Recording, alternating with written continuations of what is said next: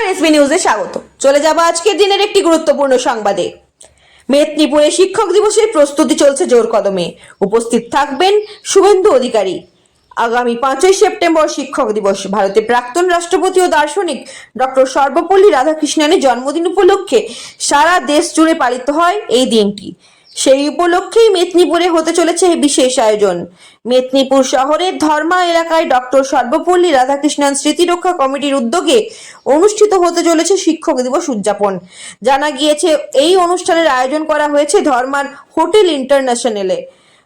এই দিন অনুষ্ঠানে উপস্থিত থাকবেন বিশেষ অতিথি হিসেবে রাজ্যের বিরোধী দলনেতা শুভেন্দু অধিকারী। অনুষ্ঠান ঘিরে ইতিমধ্যে শহরে শুরু হয়েছে সাজো রব। মঙ্গলবার গভীর রাতে শহরের বিভিন্ন স্থানে পোস্টার, হোর্ডিং, কাট আউট লাগাতে দেখা গিয়েছে।